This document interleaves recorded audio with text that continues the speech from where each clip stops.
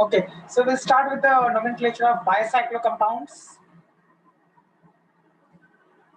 Nomenclature of bicyclo compounds. So there are bicyclo compounds in our syllabus. We are doing the IUPAC nomenclature of bicyclo compounds. So bicyclo compounds are compounds containing two rings which are joined to each other. So the two rings are joined to each other. The two rings are joined to each other. So two cyclic structures are joined to each other, and then we will do the nomenclature of those compounds.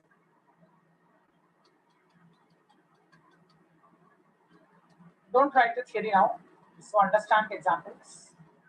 First example. Now see here, we have a bicyclo compound. How do we know that it is a bicyclo compound? Because we see that there are two rings. So which are the two rings in the first example? One is this ring, that is a 4-membered ring, and the other one is a 5-membered ring. These are the two rings which are joined to one another. These are the two rings which are joined to one another. Now, the rule is that first identify the bridgehead carbon atoms. First identify the bridgehead carbon atoms.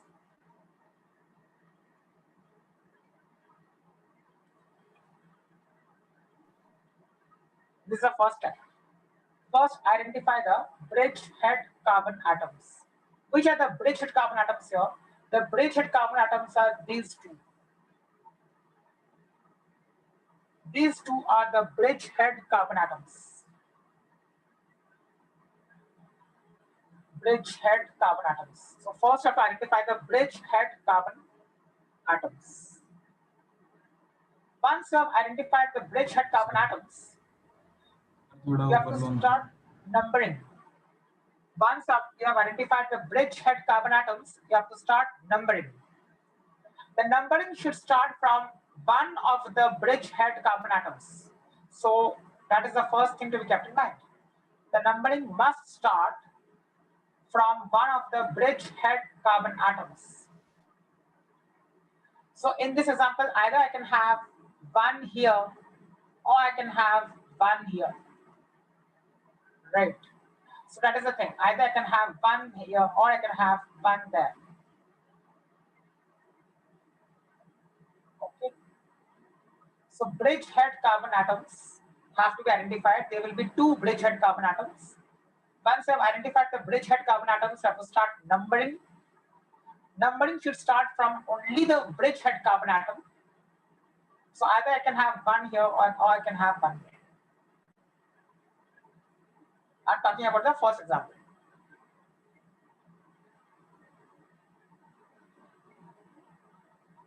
Okay. Now, once I have one there, I have to start numbering the larger ring. Once I have numbered one, then immediately I have to start numbering the larger ring. Larger ring. So larger ring, if I start numbering, it could be this way. It is here 1, here 2, 3, 4, 5, 6, 7. This could be one possibility of numbering.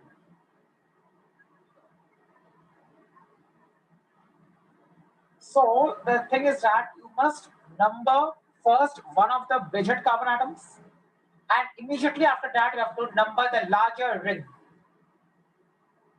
The numbering of the larger ring has to be done in such a manner so that the groups attached to the larger ring must get the lowest possible numbers.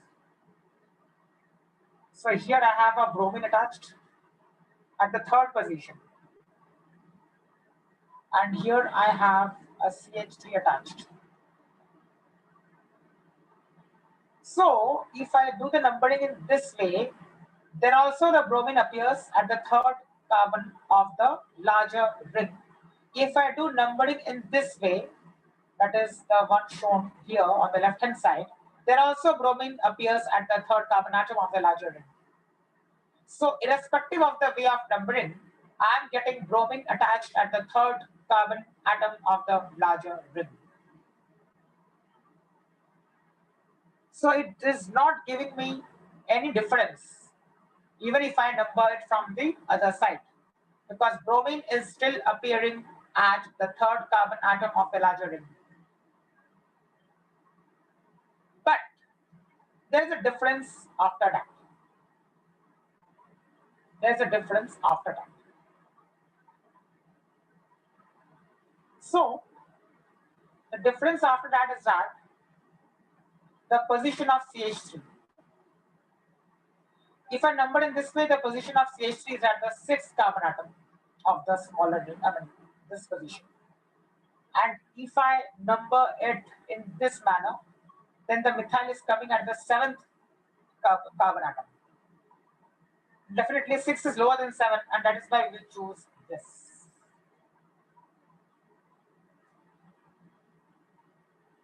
Now, how to write the name? Name is written in a similar manner. First, to write the names of the substituents. So here I am writing the names of the substituents. 3-bromo, 6-methyl. Bicyclo. The word bicyclo has to be used because it is a bicyclo compound. So I write bicyclo. And then I put square brackets.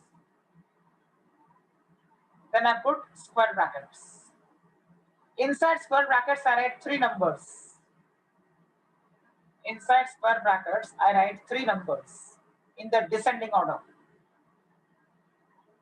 The numbers are written in the descending order.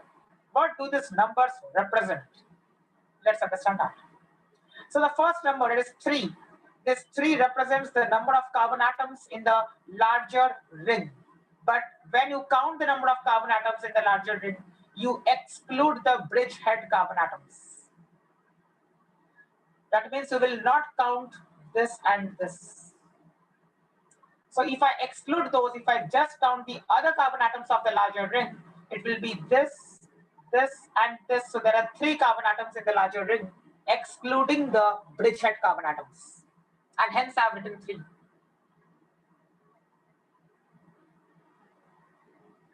The second number indicates the number of carbon atoms of the smaller ring, again excluding the bridgehead carbon atoms. So it is 2.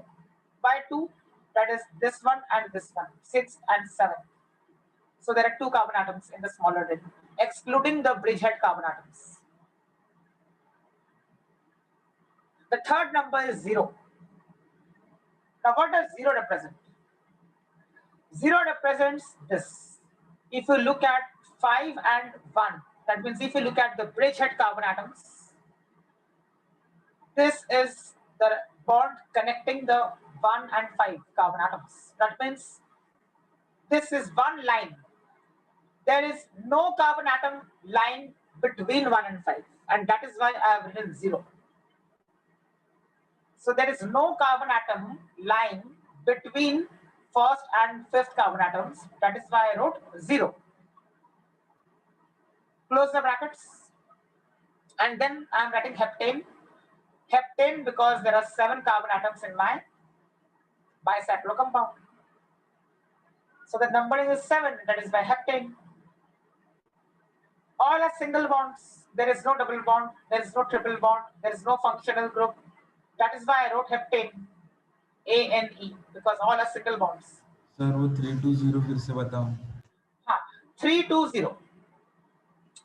So 320 is what I'm writing here again.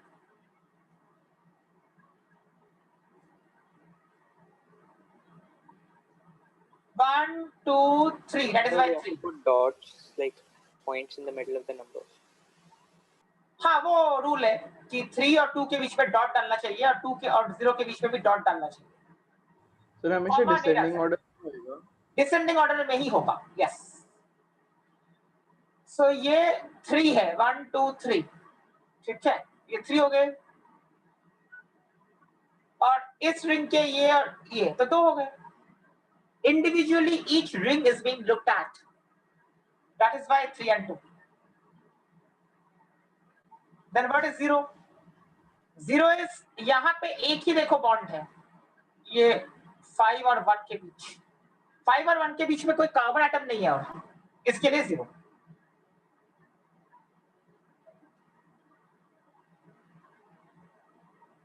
So this is called a bicyclo compound. Why sir हम bicyclo? दोनों cyclic Two chain rings को which एक ही attach. Cyclic chain मानते हैं क्या?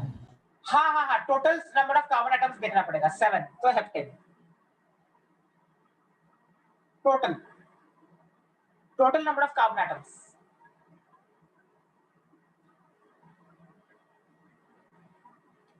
Next example.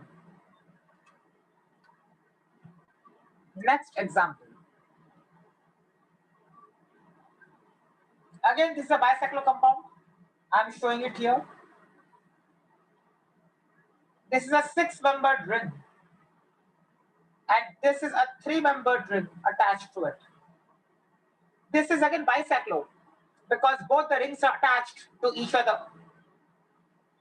That means these are the bridgehead carbon atoms. This and this. These are the bridgehead carbon atoms. These are the bridgehead carbon atoms. Numbering must start from the bridgehead carbon atom. So either I can number 1 here or I can number 1 here. But the point is, if I number 1 here, then I have to, because the rule says that once I have done the numbering at the bridgehead carbon, immediately I must number the larger ring. Immediately I must number the larger ring. So 2, 3, 4, 5, 6, 7. This will be the way of numbering. And if I write 1 here, then this is the way of numbering. Sir, we have to start from the larger ring. Yes. So larger ring, if I start with, then there are two options which I've shown. One is on the left hand side and one is on the right hand side. But both cannot be correct. Only one will be correct. The one on the left hand side is correct because if I do the one on the left hand side, OH, that is alcohol, comes at the second carbon. Whereas in the right hand side figure, the OH is attached at the 5th carbon atom. 2 is less than 5, and that is why I choose the left hand side one and I discard this.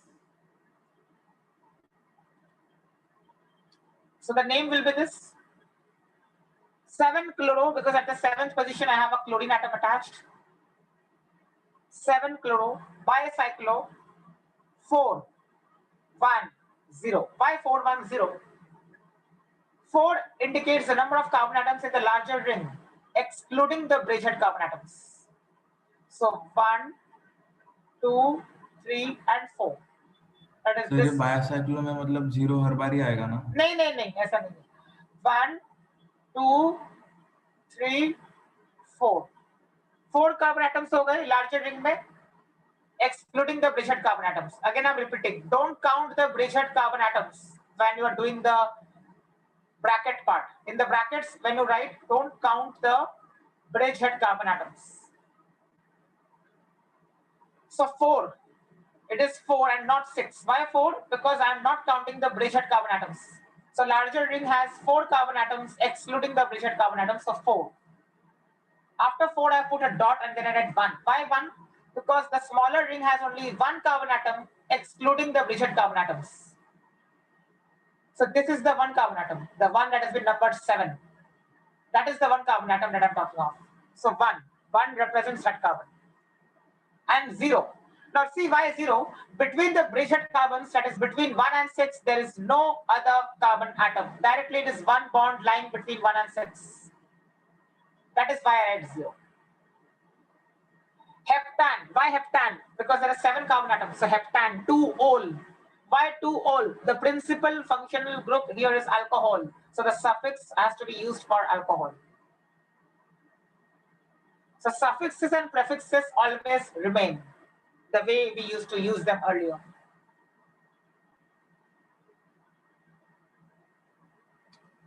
So this is the complete name. 7-chlorobicyclo 4-1-0 heptan 2-ol.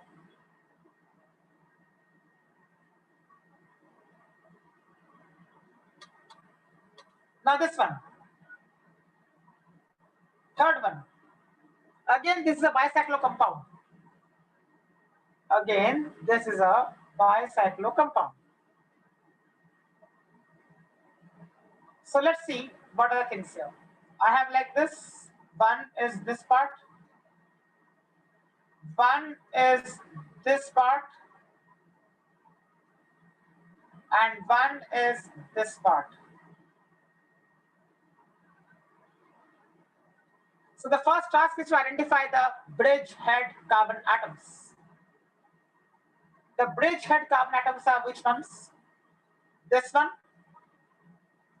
and this one. These are the bridgehead carbon atoms. This one and this one. I have to start numbering from the bridgehead carbon atom. So either I write one here or I can write one here. So if I write one here, after that immediately I'll have to start numbering the larger ring. The larger ring is the one which has this. This is the larger ring. This is the larger ring. So I'll write 2 here, I'll write 3 here, I'll write 4 here, 5, 6, 7. Then here 8 and here 9.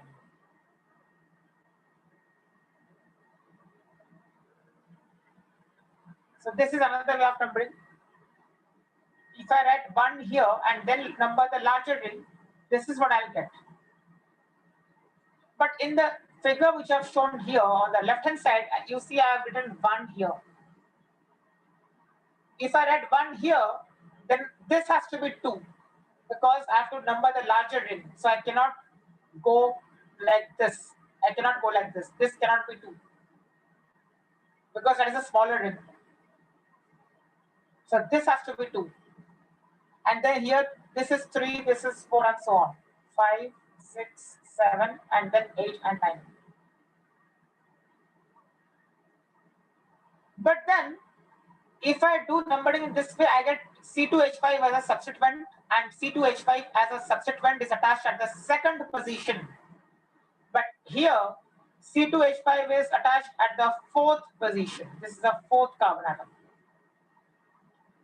So, as per the lower set of locants, 2 is preferred to 4, and hence this is the correct way of numbering. This is the incorrect way of numbering. After 5, how did 6 come below? Which one? In the left hand side figure? Yes. So this is 5. After you have numbered 5 here, you will start numbering the smaller ring. This is the smaller ring, right? This is the smaller ring. So here 6. The 8, 9 one is also small, right? हाँ, so either you choose that or you choose this. दोनों में equal है ना? तो किसी भी एक को same ही रहेगा. Same ही आएगा ना फिर? Okay, वही पूछना. और सर वो दोनों ब्रिज को एक ही ब्रिज कंसीडर कर रहे हैं क्या? नहीं, मैं रिंग की बात कर रहा हूँ पहले. ये 5, 6, 7 ब्रिज हेड कैसा है मुझे नहीं समझ. इसमें पर ब्रिज है ही नहीं ना सर. है ना, ब्रिज है. कौन सा ब्रिज है? जो देखो अभी 8 और 9. This is the bridge. 8 और 9 जो है वो कनेक्ट कर रहे हैं 1 और 5 को. 1 और 5 क्या है? 1 and 5 are bridgehead carbon atoms. I told you first identify the bridgehead carbon atoms. Sir 1 और 6 को अलग और 5 1 and 5 are bridgehead carbon atoms. Sir कैसे पता लगा? कैसे पता लगा? 2 रिंग्स पकड़ लो ना कोई भी. एक लार्जर, सबसे लार्ज वाला रिंग जो है वो लेफ्ट हैंड साइड है. ये वाला रिंग एक है, ये वाला एक रिंग है ना. Okay wait, I show you somewhere else. इधर दिखाता हूँ मुझे. अब देखो ये एक रिंग है. This is 1 ring. This is 1 ring. ये तो समझ में आ गया यहाँ तक. अब अगर इसी के साथ मैंने कुछ और जोड़ दिया इस टाइप का, तो ये दूसरा रिंग कहलाएगा. ओके सर इस पूरे चीज को एक रिंग नहीं ले सकते. नहीं, ऐसा है ना, ऐसा बोल रहा हूं मैं. अब देखो अब ये 2 रिंग्स हो गए। कौन सा 2 रिंग? एक ये वाला, एक ये वाला रिंग हो गया और एक ये वाला रिंग हो गया, right? There are 2 rings. Now this is called the connecting bridge between the bridgehead carbon atoms. तो bridgehead carbon atoms कौन से हो गए? This one and this one. These two are the bridgehead carbon atoms. Now हमारे question में या example में ऐसा ब्रिज नहीं है, एक दूसरे टाइप का ब्रिज है। सर लेकिन हमारे इसमें तो 1 और 5 एक दूसरे से लिंक्ड ही नहीं है। हाँ नहीं है, देखो वही दिखा रहा हूँ मैं भी, देखो है। सर अगर ब्रिज नहीं दिया तो फिर भी पूरे इसको एक क्यों नहीं ले सकते? नहीं, अगर ब्रिज नहीं दिया है तो पूरा एक ही है, लेकिन ऐसा कुछ रहेगा तो ये ब्रिज हो गया ना। लेकिन वो नहीं दिया हुआ है ना। है अच्छे से देखो, I am showing you now. अब देखो मैं ब्रिज हेड को कनेक्ट कर रहा हूँ ब्रिज से, हो गया ब्रिज, आ गया ना ब्रिज अभी। This is the bridge. ठीक है sir. This is the bridge. अब कोई ब्रिज को ऐसे दिखाता है, कोई ब्रिज को ऐसे दिखाता है, कोई फर्क नहीं पड़ता इससे। ये 3D है क्या मतलब ऐसे? नहीं वैसा नहीं है, वो दिखाने के लिए दिखा ऐसे रहा हो हूं। सकता है ना, क्योंकि रिंग भी समझ सकते हैं ना कैसे तो। हाँ। तो इन शॉर्ट रिंग्स को आइडेंटिफाई, 2 रिंग्स आइडेंटिफाई कर लो और जो भी उसके अलावा है वो ब्रिज हो गया। तो ये आपका ब्रिज हो गया, ये पूरी चीज ये ब्रिज है। अब ऐसे दिखाने के बदले में कोई ब्रिज को ऐसे दिखा सकता है, ऐसे भी दिखा सकते हैं, तो ये भी एक ब्रिज हो गया, ये भी ब्रिज है, सेम थिंग जो पहले दिखाया था। क्वेश्चन पे जा सकते हैं। ये भी ब्रिज है, ये भी एक ब्रिज है। अच्छा ये भी एक ब्रिज है। क्यों ब्रिज है? ब्रिज हेड कार्बन एटम्स के बीच में जो भी है उसको ब्रिज बोलेंगे। These are the bridge head carbon atoms, जिनको बड़ी बड़ी काली ऐसे सर्कल्स कर दिए मैंने। उन दोनों के बीच में जो भी कनेक्टिंग लिंक है उसको ब्रिज बोलते हैं। So this is also a bridge. ये भी ब्रिज है। तो थोड़ा ऊपर स्क्रॉल करो ना। हाँ करेंगे। ये भी ब्रिज है, all are bridges, और ये भी ब्रिज है। तो हमारा जो क्वेश्चन है वो ऐसा है। Let's come up. हाँ now सर वो एक जो पॉइंट है ना 8 के बाद लेफ्ट हैंड 8 के बाद 9 आएगा ना, और तो कोई नंबरिंग बाकी नहीं है, तो 8 के बाद 9 कर दिया। 9 के बाद 9 के लेफ्ट में थोड़ा सा वो पॉइंट है ना। 9 के लेफ्ट में क्या पॉइंट है?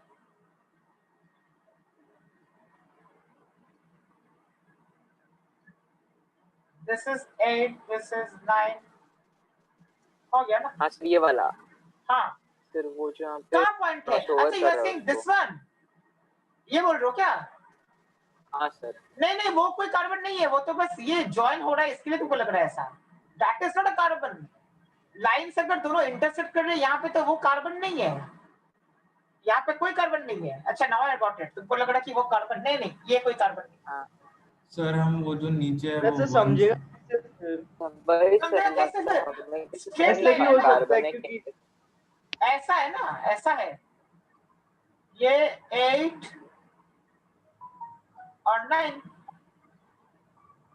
सर ऐसा भी लग रहा है कि 6 और 7 बीच में आ रहा है 5 और 1 के।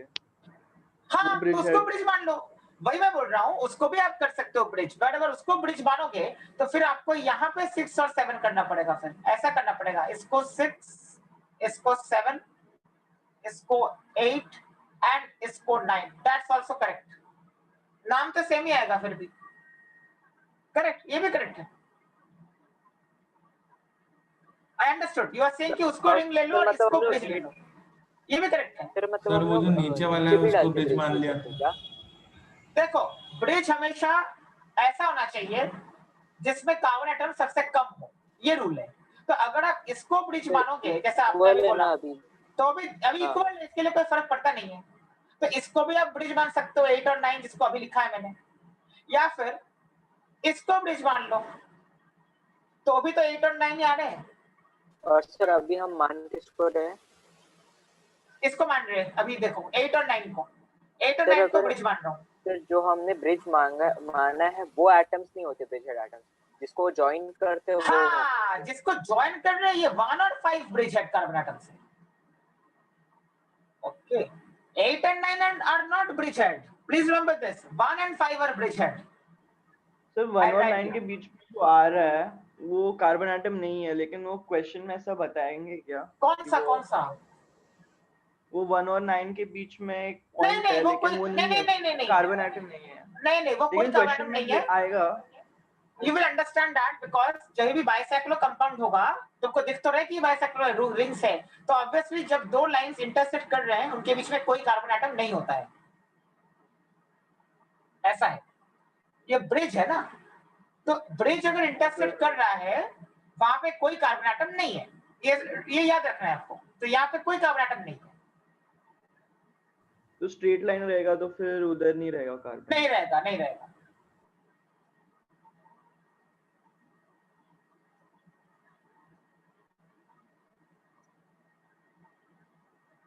Okay. So 1 and 5 are bridge-head carbon atoms. तो फिलहाल bridge-head carbon atoms 1 and 5 है, और ब्रिज कौन सा है? ब्रिज है हमारा 8 और 9। ब्रिज है हमें हमारा 8 और 9। Now see, 2 ethyl bicyclo 3 2 2। अब 3 क्या है?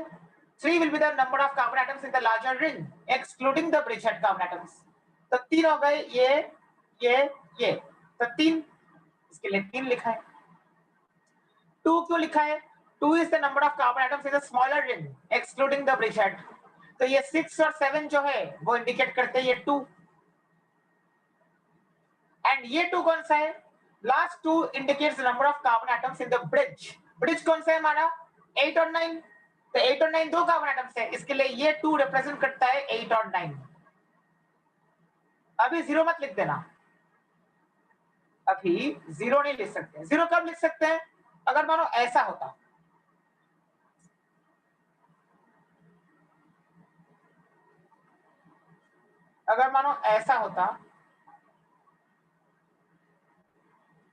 हाँ, तो होता 3 2 0, तो होता 3 2 0, ऐसा होता, डायरेक्टली कनेक्ट हो जाता ना। हाँ, फिर ऐसा हो जाता, फिर तो अब तब करते हम लोग 3 2 और 0। क्यों 0? अब 1 और 5 के बीच में कोई कार्बन एटम नहीं है। सर वो ऊपर आपने 9 के बाद जो कार्बन एटम बनाया वो कोई एटम नहीं है ना उसमें? नहीं वहां पे कोई कार्बन एटम है ही नहीं, यहाँ पे ना, यहाँ पे कोई कार्बन एटम नहीं है। अब ठीक,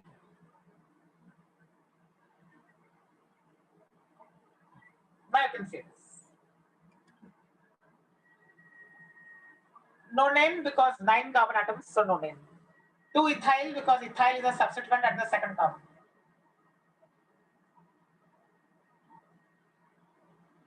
All right.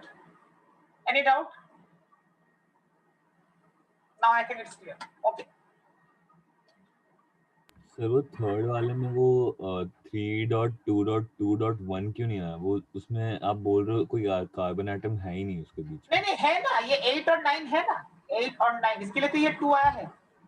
और सर वो जो एकदम बीच में है सिर्फ 5 और 1 जो ऐसा ट्रायंगल टाइप का एक फॉर्म कर रहा है, वो जो दो लाइन जो मीट कर रहा है, वो तो कोई भी कार्बन एटम नहीं है। नहीं तो वो नहीं लिखना है ना, हमको तो दिखना है कि ब्रिज में क्या है, 5 और 1 के बीच में क्या है वो देखना है ना। 5 और 1 के बीच में क्या है हमको वो लेना देना है लास्ट वाला पार्ट में। तो लास्ट वाला जो नंबर लिखा है 2 मैंने, दैट इज जस्ट इंडिकेटिंग कि 5 और 1 के बीच में क्या कार्बन एटम्स है। तो वो है 8 और 9 ना, ये वाले पोर्शन है 5 और 1 के बीच, तो वो 2 लिखा है। The first number will always be the number of carbon atoms in the larger ring, excluding the bridgehead ones. So ये 3 क्यों आया? ये 3 आया, ये वाला, ये वाला, ये वाला, इसके लिए 3 लिखा है, ये 3 के लिए। 2 क्यों आया? ये वाला 2, ये वाला 2 आया 6 और 7 के लिए, ये वाले दो कार्बन एटम्स के लिए। और ये लास्ट वाला 2 क्यों आया? वो आया 8 और 9 वाले के लिए। और कुछ है ही नहीं ना carbon atom.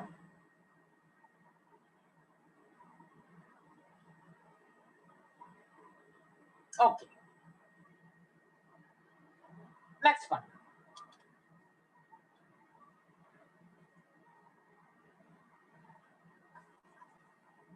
Try to understand this. Let's identify the rings and the bridgehead carbon atoms. तो एक रिंग में बोल सकता हूँ ये वाला है। सर वो ब्रिज लगाना है वो कैसे समझता है? वो ऐसे देखने में तो लग रहा है साइक्लोहेक्सेन है और बाकी का सब्स्टिट्यूएंट है उसके बाद। नहीं, ये देखो बीच में है ना, ऐसे दो कंपार्टमेंट्स दिख रहे हैं ना तुमको, ये भी तो दिख रहा है, ये वाला पोर्शन भी तो है ना। सिर्फ साइक्लोहेक्सेन किधर है? ऐसा थोड़ी है। देखो अभी क्या बोल रहा हूँ, ऐसा जो मैं अभी बना रहा हूँ ऐसा नहीं है ना, ऐसा तो नहीं है ना। सर अगर ये वाले क्वेश्चन में फोर्थ वाले में ब्रिजहेड कार्बन एटम्स 3 से ज्यादा होंगे तो फिर ब्रिजहेड कार्बन एटम्स वो 3 से ज्यादा होंगे, ब्रिजहेड हमेशा 2 ही होंगे ना। सर 5 और 1 ही होगी ना। हाँ एग्जैक्टली, ब्रिजहेड हमेशा 2 ही रहेंगे, ब्रिजहेड कभी 2 से Smaller ज्यादा नहीं होंगे।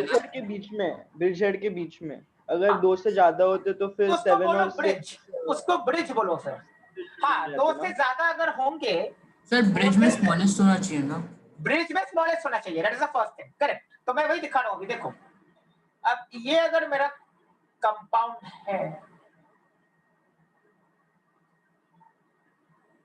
अब ये सिर्फ है तो ये हेक्सेन साइक्लोहेक्सेन टाइप का या साइक्लोपेंटेन कुछ दिख रहा है हमको कि हाँ, पर ऐसा तो नहीं है, ये बीच से भी कुछ बना के रखा है ऐसा टाइप का। तो अभी 2 कंपार्टमेंट्स दिख रहे हैं सबको, 2 कंपार्टमेंट्स दिख रहे हैं, मतलब ये नॉर्मल वाला कंपाउंड नहीं है, ये बाइसेक्लो कंपाउंड है। इतना तो क्लियर हो गया होगा अभी। अगर ये होता सिर्फ, तो मुझे नंबरिंग में थोड़ा सा हाँ नंबरिंग आई शो, अगर सिर्फ इतना होता तो ये हम लोग बोलते हैं ये नॉर्मल कंपाउंड है, क्योंकि इसमें एक ही दिख रहा है, कोई बीच में कोई सेगमेंट, कंपार्टमेंट, डिफरेंशिएशन कुछ नहीं। बट देन ऐसा नहीं है, I see an additional portion. This indicates that it is a bicyclo compound. ऐसा कुछ है। तो हमने जो नंबरिंग किया है 1 to 7 आ गया। Wait, अब नंबरिंग दिखा रहा हूँ। Now see, नंबरिंग का क्या रूल है यहाँ पे बाइसेक्लो में? पहली बात, identify the bridgehead carbon atoms. अब ब्रिजहेड कौन सा होगा? ब्रिजहेड होगा दो हमेशा 2 ही होते हैं कार्बन एटम्स ब्रिजहेड के। तो एक होगा ये, कैसे समझ में आया? ये देखो यहाँ से 3 लाइंस ओरिजिनेट हो रहे हैं, ये और ये। देखो मैंने आपको शॉर्टकट दे दिया ब्रिजहेड पहचानने का भी। ब्रिजहेड कार्बन एटम वो होता है जैसे 3 लाइंस ओरिजिनेट होती है, 1 2 3 लाइंस ओरिजिनेट हो रही है, तो this will definitely be a bridgehead carbon atom. Similarly, look at this one. एक लाइन ओरिजिनेट हो रही है यहाँ पे, एक ये और एक ये, मतलब ये भी एक ब्रिजहेड कार्बन एटम हो गया। So there are bridgehead carbon atoms which I've identified. Once I've identified the bridgehead carbon atoms, then I identify my rings. Okay. So rings identify कौन से होंगे? एक ये वाला होगा, ये साइक्लोपेंटेन जैसा दिख रहा है, this is one ring, right? And the other ring is this entire thing, this. Sir हम लोग हमेशा बड़ा वाला ही रिंग नेम करें। अभी बड़ा वाला जो रिंग है उसको हमेशा देखना है पहले नंबरिंग के लिए। लाइक फंक्शनल ग्रुप ये सब तो कुछ नहीं ना, पहले से पहले नहीं, बड़ा रिंग। यहाँ पे ऐसा नहीं है कि प्रिंसिपल फंक्शनल ग्रुप कहाँ अटैच्ड है वो देखना है, ऐसा नहीं है। यहाँ पे बड़े रिंग को पहले नंबर करना है। सो करेंगे बड़े रिंग को नंबर। बड़े रिंग को नंबर मतलब ये वाला रिंग बड़ा है सबसे, क्योंकि इसमें ज्यादा कार्बन एटम्स है, ये वाला रिंग। सो यहाँ पे 1 डाल दिया, यहाँ पे 2 डालना पड़ेगा, फिर यहाँ पे 3 डालना पड़ेगा, यहाँ पे 4 डालना पड़ेगा, यहाँ पे 5 डालना पड़ेगा। बड़े रिंग को नंबरिंग कर दिया। अगर ऐसा किया है तो या फिर यहाँ पे 6 डालना पड़ेगा। अभी छोटे रिंग को नंबर करना है, यहाँ पे 7 डालना पड़ेगा। ये सब करने के बाद एंड में देखना है कि ब्रिज कौन सा है। ब्रिज में देखो ये कार्बन एटम है, तो इसको लास्ट में नंबरिंग करते हैं। ब्रिज को हमेशा लास्ट में नंबरिंग करते हैं।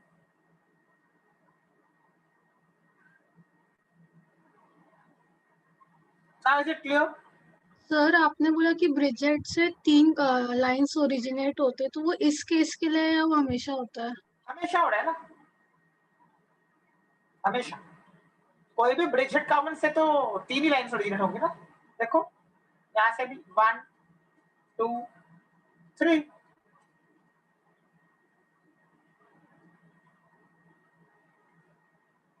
राइट।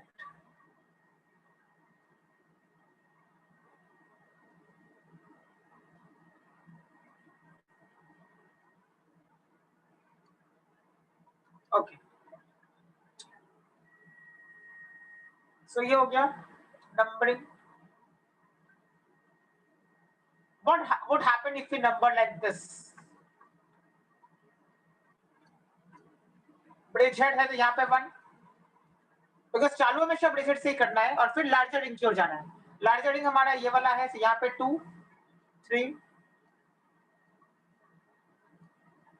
एंड लास्ट में। इसमें फर्क नहीं पड़ेगा ना दोनों से? इसमें फर्क नहीं पड़ा कोई, इसके लिए कोई भी चल सेम है। लेकिन अगर फर्क पड़ता तो फिर उसको चुनते, जहाँ पे ये CN अटैच्ड है ना, उसको लोअर नंबर मिलना चाहिए।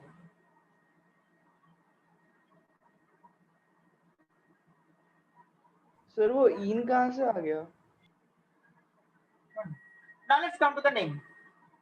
So प्रिंसिपल फंक्शनल ग्रुप यहाँ पे कौन है? CN है, एक ही है ना, तो CN है। उसके लिए we have to use the suffix. Whenever CN is attached directly to the ring, उसको हम लोग कार्बोनाइट्राइल बोलते हैं, this I have taught you already last time. So carbonitrile बोलेंगे उसको, carbonitrile. Suffix when CN is attached to the ring, उसको carbonitrile बोलते हैं। बाइसाइक्लो 3 2 1, let's understand 3 क्या है। 3 will be the number of carbon atoms in the larger ring excluding the bridgehead ones. So कौन से 3 है? ब्रिजेट को छोड़ दो, यानी इसको छोड़ दो और इसको छोड़ दो, काउंट करो अभी लार्जर रिंग में। तो ये 1, ये 2 और ये 3 हो गए 3 कार्बन एटम्स, इसके लिए 3 लिखा है। 2 सर लेकिन अगर स्मॉलर रिंग पे कार्बोक्सिलिक एसिड आ गया तो फिर उसकी तरफ से करेंगे ना? No, that's what I'm trying to say. No, numbering always has to start with the larger ring, irrespective of whether the principal functional group is present there or not. ये सब रूल्स में, थियरी में यहाँ पे लिखा है, don't worry, बाद में you can write down. Numbering always has to start from the larger ring, irrespective of whatever is present. We are not concerned about that. Sir अगर 8 पे कोई तो सब्स्टिट्यूएंट हो गया तो करेंगे, पहले यहाँ पे लिखेंगे 8 मिथाइल 8 नाइट्रो जो भी है। सब्स्टिट्यूएंट्स को तो हमेशा पहले लिखते हैं।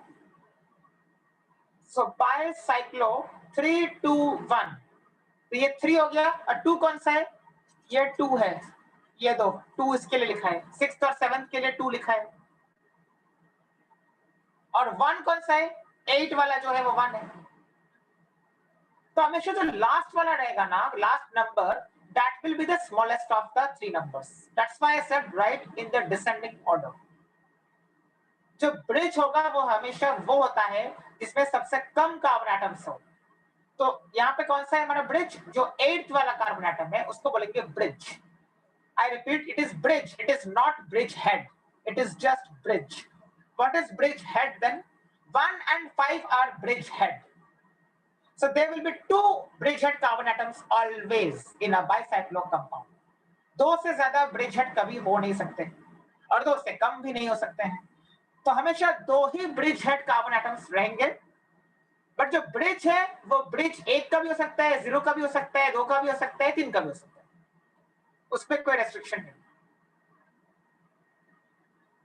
So 3 2 1 oct, because 8 carbon atoms are there in the bicyclo compound. Oct 6 6 पे डबल बॉन्ड आ रहा है, इसके लिए इन डाला है, so of 6 in and then carbonitrile.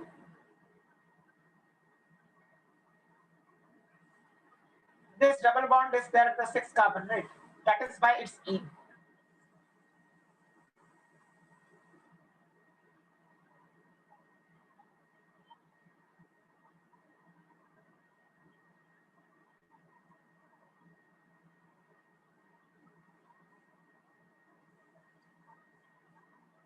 Try this one and tell me कि इसका नंबरिंग में क्या करूं.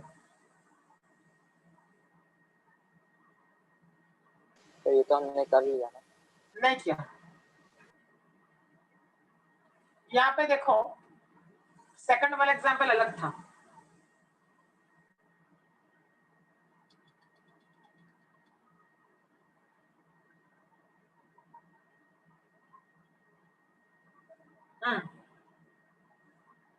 क्या होना चाहिए इसका?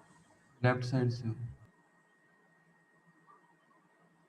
First of all, my ring, one is this ring, 4-membered, and one is this 3-membered, and I have OH attached to the 3-membered ring. ऐसा है. ब्रिज हेड कार्बन एटम्स कौन से होंगे? ये वाले होंगे जो दो रिंग्स को ज्वाइन करते हैं, और जो दो रिंग्स को ज्वाइन करने वाले कार्बन एटम्स है उनको ब्रिज हेड कार्बन एटम्स बोलते हैं. साथ ही साथ वहां से 3 लाइंस ओरिजिनेट होती है, तो 1 लाइन, 2 लाइन, 3 लाइन, तो हो गया ब्रिज हेड. ये वाले दो, ये भी ऐसा है, 1 लाइन, 2 लाइन, 3. मुझे डाउट है सर, जो फोर्थ क्वेश्चन किया ना, उसमें कार्बोनाइट्राइल का पोजीशन क्यों नहीं बोला जो थर्ड पे? अच्छा, I did not mention. Oh sorry, mention तो करना पड़ेगा.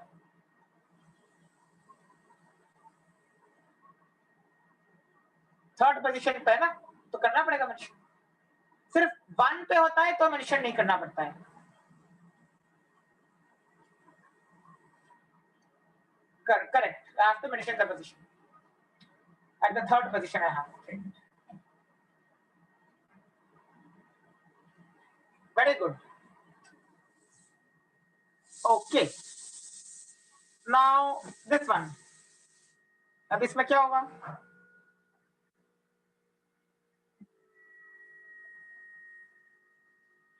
यहाँ पे क्या होगा अभी? यहाँ पे 1 डालता हूँ, लेफ्ट में रहे. यहाँ पे 2 डाल दो, चलेगा अभी? Is this correct? नहीं नो सर, क्योंकि सर बड़े आपने तो रिंग को बोला देना अभी कि फंक्शनल ग्रुप से फर्क नहीं पड़ता. So this is not correct. What I have done here is not correct. It is not correct. This has to be the correct way. Now it is correct.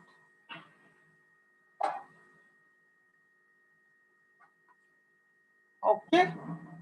और सर मतलब जहाँ पे आपने 4 लिखा है वहाँ पे 1 लिखते और वहाँ से चालू करते तो भी सेम ही वो भी यही होता. आता. हाँ, वो सब तो करके देखना ही पड़ेगा. Those rules remain the same. वो तो मैं बोल रहा हूँ. Lower locant rule is always followed. That is there.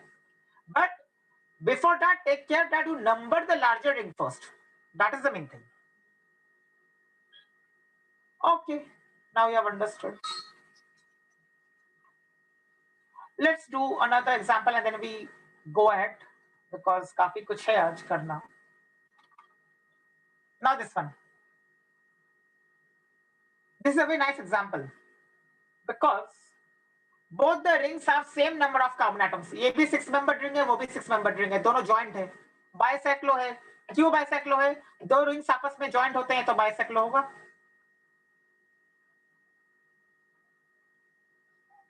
इस टाइप से joint है, यानी bridgehead carbon atoms है. अब नंबरिंग कहां से चालू करें? दोनों में तो same number of carbon atoms आ गए.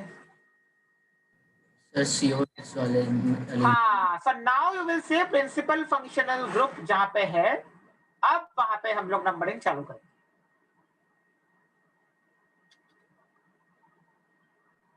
So read the statement that I have written here. Here the number of carbon atoms is same in each ring. So first we number the ring having principal functional group. Sir ऐसा ही question हमने उसे cyclohexane और बाकी का substituent मान के किया। But यहाँ पे जॉइंट है ना आपस में, ऐसा है ना, ये भी तो है, दो कंपार्टमेंट्स दिख रहे हैं ना अलग से, जॉइंट है तो बाइसेक्ल हो जाएगा फिर वो। So now the numbering is shown. I mean, I have not shown. I will show now. क्या करना है अभी? यहाँ पे 1 डाल सकते हैं, यहाँ पे 2, 3, 4, 5, 6, 7, 8, 9, 10. This could be the one way of numbering.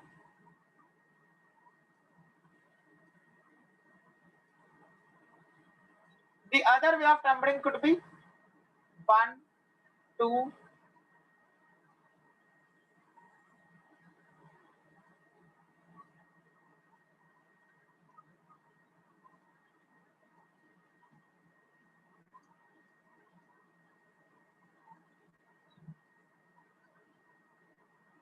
which one is correct? पहला वाला। First one. Why?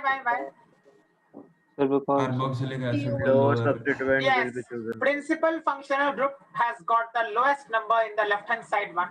So this will be correct and this will be wrong.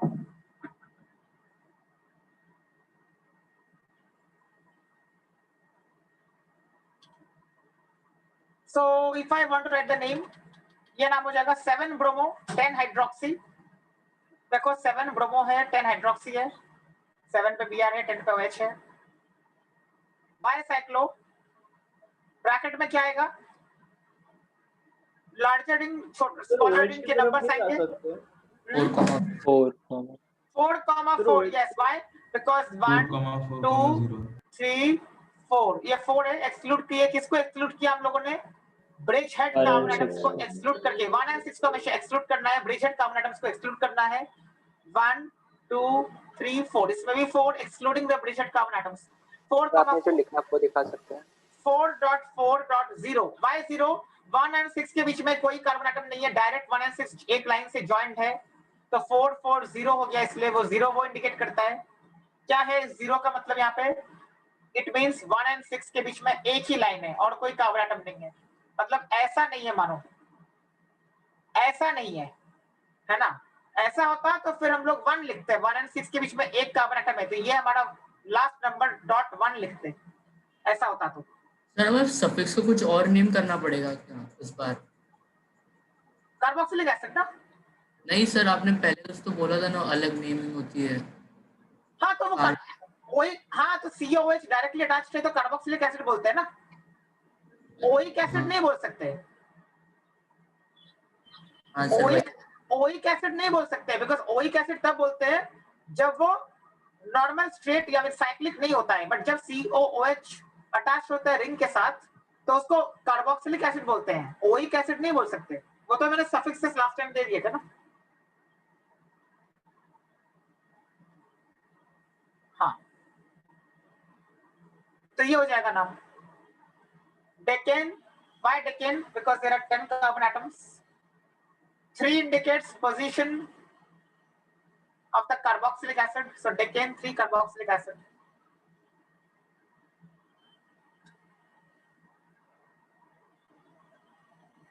Sir नाम दिखा देना।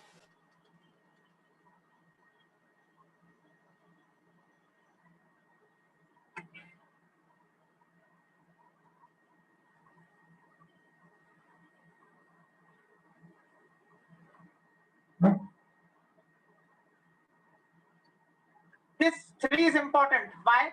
Because COOH is attached at 3. What 3 indicates कि वो COOH कहाँ पे attached है?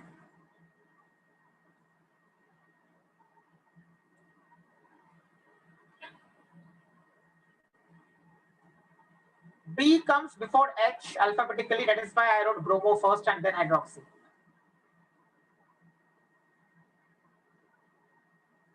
अच्छा हाँ, बाइसाइक्लो को नहीं लेना है अल्फाबेटिकल ऑर्डर में, उसको नहीं लेना है, सिर्फ ब्रोमो और हाइड्रोक्सी को देखना है अल्फाबेटिकल ऑर्डर के वक्त।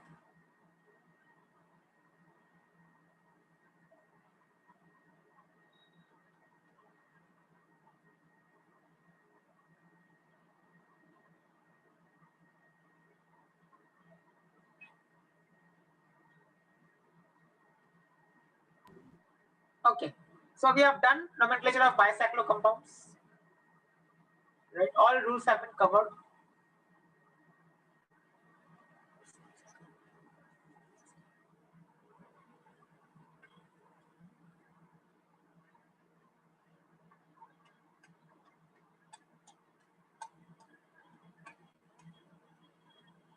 Okay, next part.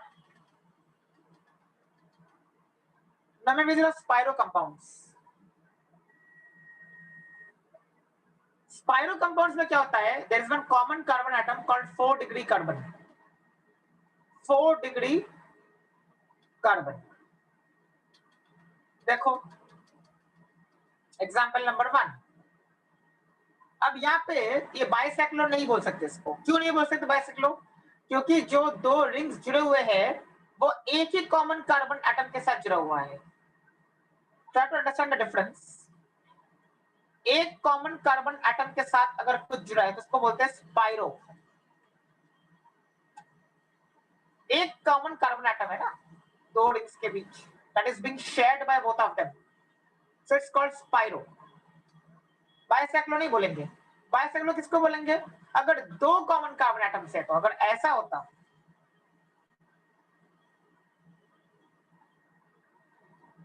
होता तो बोलते हैं बाइसेक्लो. क्यों?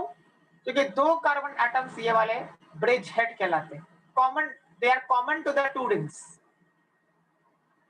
तो उसको बोलेंगे क्या? बाइसेक्लो.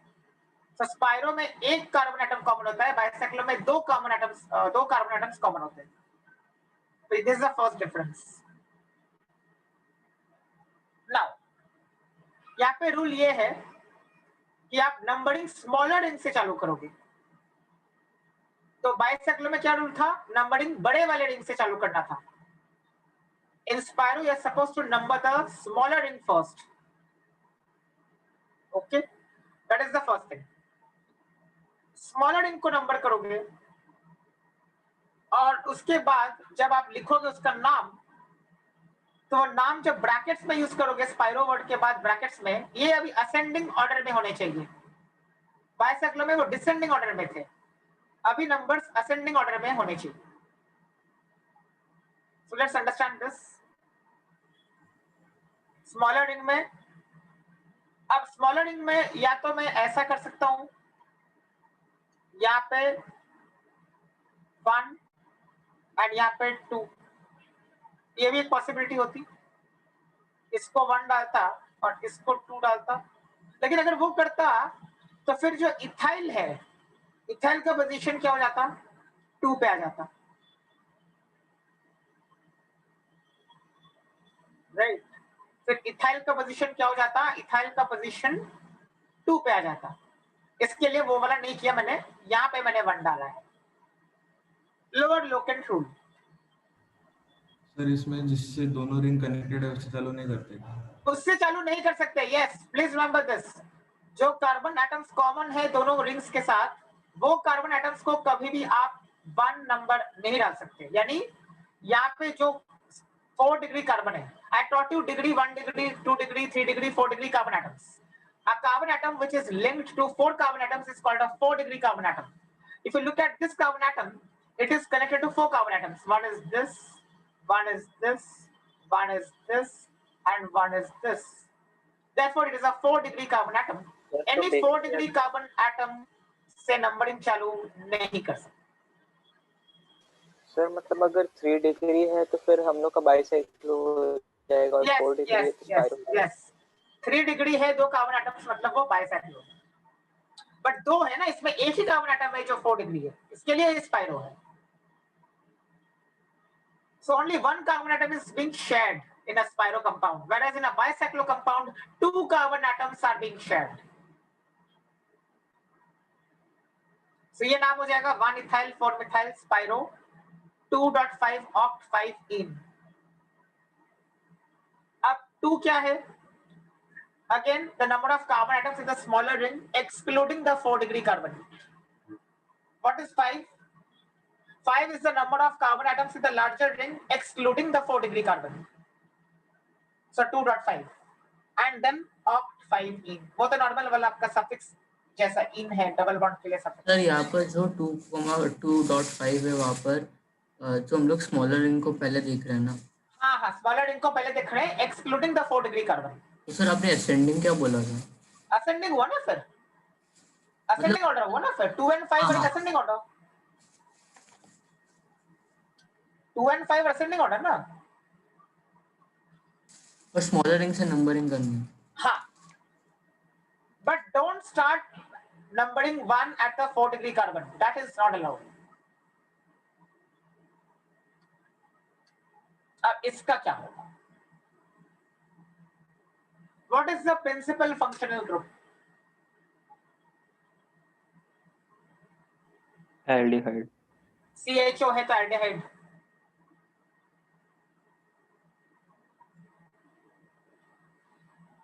बट देन ऐसा मत सोचो कि एल्डिहाइड प्रिंसिपल फंक्शनल ग्रुप है तो वहां से उस रिंग में नंबरिंग करेंगे। No, the rule is that numbering has to be done from the smaller ring, right. तो यहाँ पे 1 डाला है मैंने, स्मॉलर रिंग कौन सा है? ये वाला स्मॉलर रिंग है। So 1, 2, 3, 4 and then so on.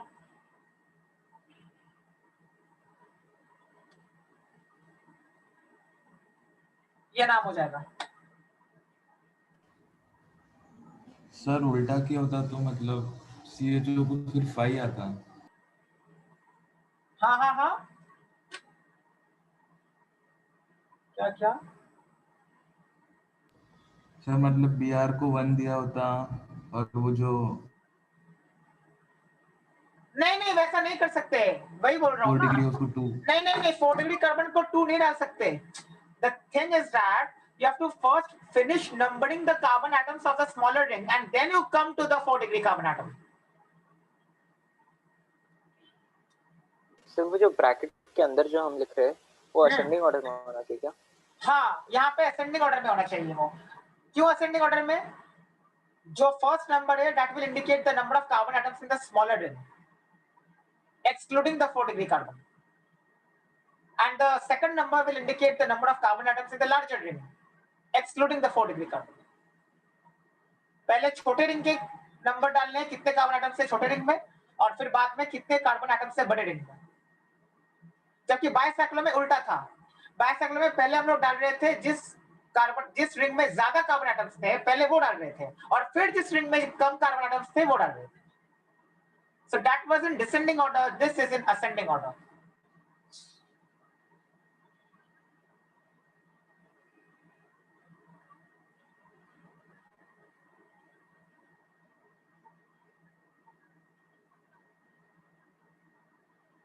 अभी क्लियर हुआ ये वाला example?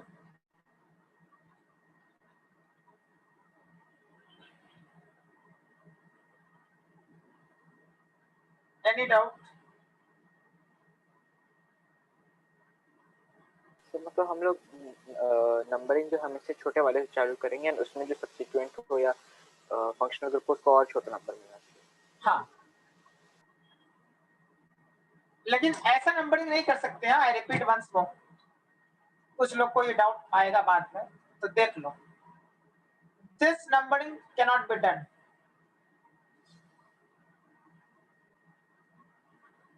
This is not correct, ऐसा नहीं कर सकते, ऐसा नहीं कर सकते, ऐसा भी नहीं कर सकते।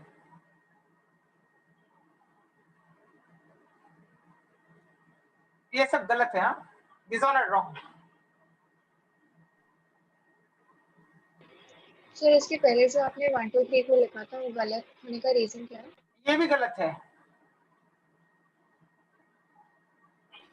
हाँ सर, क्यों गलत है? क्यों गलत है? क्योंकि the rule is that when you are numbering, you have to first complete the numbering of all carbon atoms excluding the 4 degree carbon atom of the smaller ring. यानी ये छोटा वाला जो रिंग है इसके नंबरिंग कंप्लीट करके ही हम लोग उसको 4 डिग्री को नंबरिंग करेंगे। Okay sir. तो मतलब इसको नंबरिंग करने के लिए ये हो सकता है, उसके बाद बचता है तो यहाँ आएंगे, like that. Similarly, this is possible वैसे ये सही है, इसमें कोई प्रॉब्लम नहीं है, लेकिन इस केस में वो पॉसिबल नहीं है। क्यों? बिकॉज फिर Br will be present at the third one, तो फिर वो 3 ब्रोमो हो जाएगा, लोअर लोकेंट रूल वायलेट हो जाएगा, इसके लिए ये भी गलत हो जाएगा यहाँ पे। अगर नहीं रहता मानो ब्रोमो तो ठीक है, then this is correct.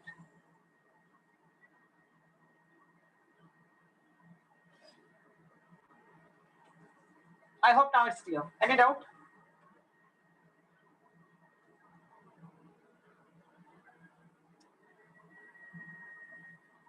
Okay. एक शॉर्ट नोट है ये वाला, Me is CH3 and Et is C2H5। कभी कभी ऐसा भी डाल देते हैं सब्स्टिट्यूएंट को, ऐसे बदले में CH3 लिखने के बदले में Me लिख देंगे कहीं। अगर मैं ऐसा लिख दूं,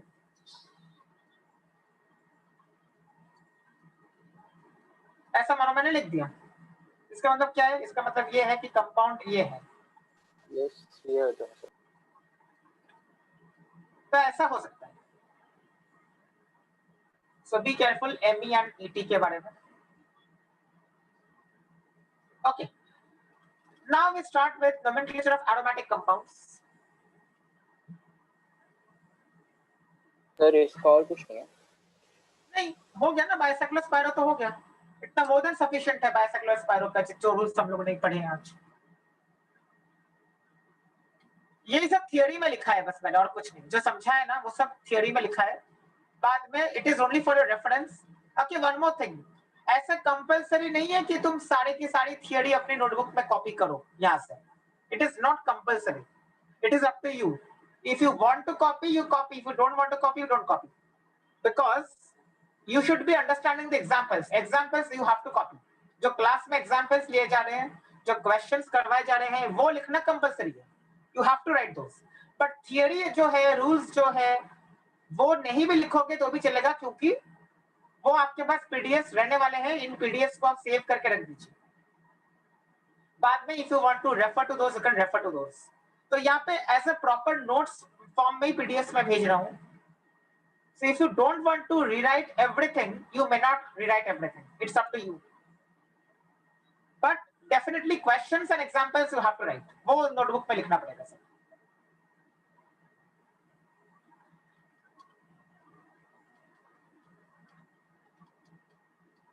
Okay.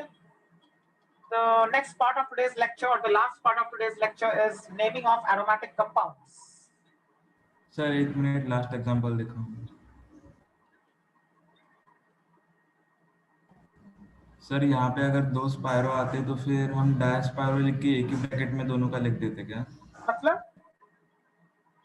मतलब अगर वो जो उसके बाद और एक चेन चालू हो रही है साइक्लिक, नहीं, that is नहीं, वो हम लोग नहीं कर रहे हैं, उसका अलग है, वो अलग है, वो नहीं कर रहे हैं, that is not in our syllabus। 2 ring से 2 स्पायरो हम लोग करेंगे।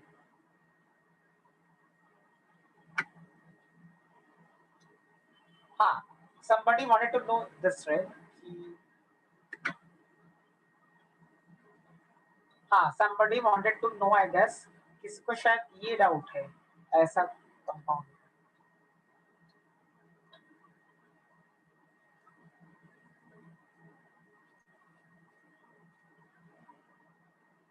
ये डाउट है क्या?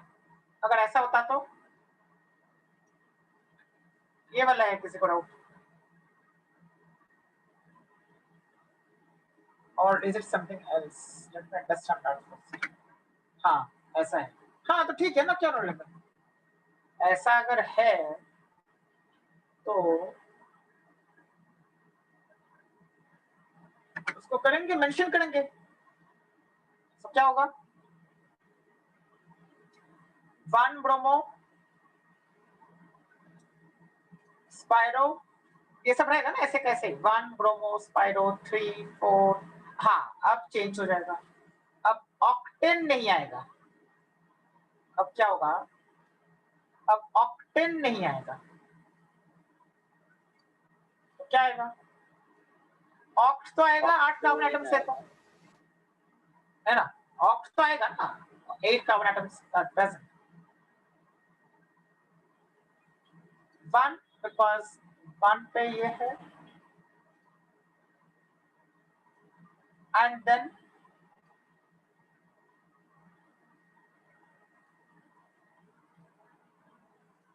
ऐसा आएगा फिर, राइट, ऐसा आ जाएगा फिर।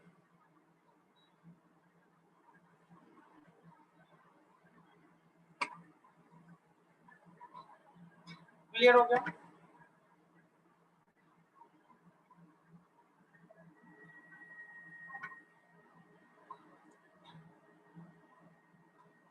What is the doubt? 1 इन आएगा ना, 1 पे ही तो इन है ना, और कहीं पे इन कहाँ है?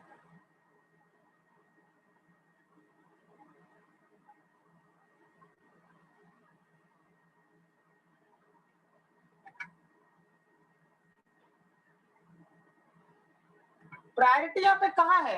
आई am not getting the word. Priority किसको है यहाँ पे? यहाँ पे प्रायोरिटी तो CHO को है, इसके लिए तो कार्बोहाइड्रेट लिखा है ना।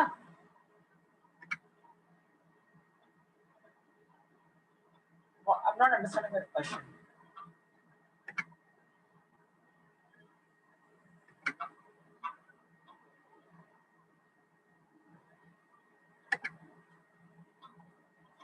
ओके, सो ये हो जाएगा। आपको डबल बॉन्ड का पोजीशन मेंशन करना पड़ेगा of 1 in and then 6 and then carbohydrate. Carbohydrate क्यों लिखना है? क्योंकि CHO रिंग के साथ अटैच्ड है, इसके लिए कार्बोहाइड्रेट लिखते हैं। Go through the suffixes given to you for all the groups last time.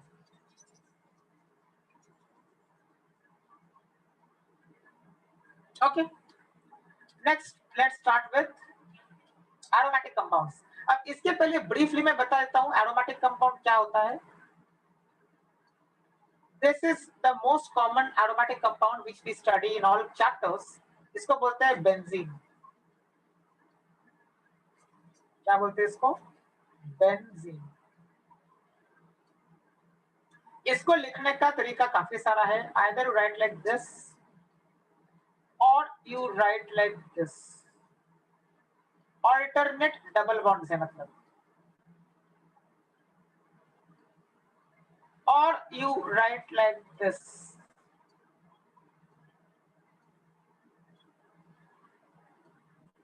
All are benzene. ये भी बेंजीन है, ये भी बेंजीन है, ये भी बेंजीन है. तो कैसे भी लिखा जा सकता है. उसका रीजन क्या है? Let's not get into that right now. That will be discussed in the some other chapter. वो बहुत अलग से एक अलग चैप्टर है पूरा. फिलहाल ये समझ लो कि इसको बेंजीन बोलते हैं. And benzene is an aromatic compound. Why is it an aromatic compound? Not discussed right now. Leave it. उसके लिए अलग चैप्टर है. फिलहाल आपको नोमेनक्लेचर के लिए इतना मालूम होना चाहिए. Benzene is an aromatic compound and benzene का रिप्रेजेंटेशन क्या है वो पता होना चाहिए. और उसको लिखते हैं C6H6. Even this is benzene. दोनों चारों में से कोई भी एक यूज कर सकते हैं.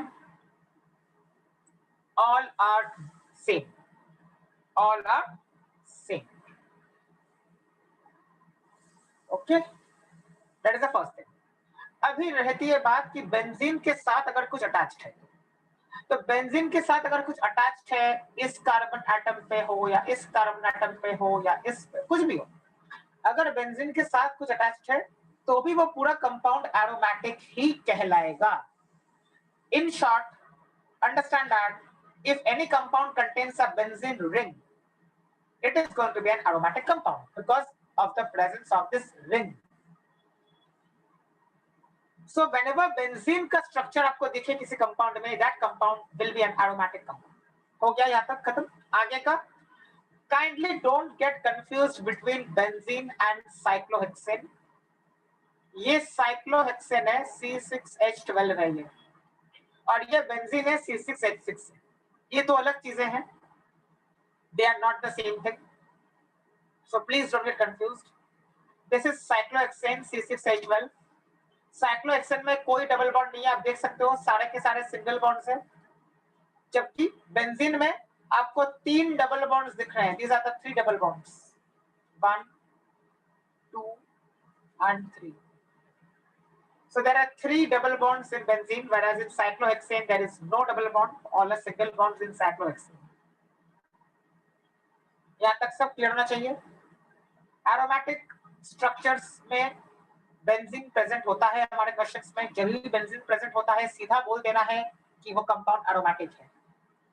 इतना इंट्रोडक्शन काफी है. Let's go ahead now. Nomenclature के rules are same. I'm not making you go through these rules now. You can go through them later. फिलहाल एग्जांपल समझा देता हूँ. So this is where we start with, or this is where we start from. Aromatic compounds के कुछ examples मैंने लिखे हैं. These are the aromatic compounds which you have to learn. You have to learn the IUPAC names. उनके IUPAC names मैंने बाजू में लिखे हैं. अब एक अजीब सी चीज आपको दिख रही है, वो ये है कि कुछ aromatic compounds जो यहाँ पे लिखे हैं, इनके दो IUPAC names हैं. Some of these have more than one IUPAC name.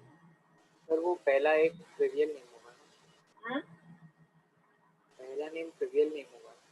नहीं, ये सब IUPAC नेम से जितने मैंने लिखे हैं. So please remember this. आपको ये टेबल याद रखना पड़ेगा. So again you have a table to remember. This is a table. Okay.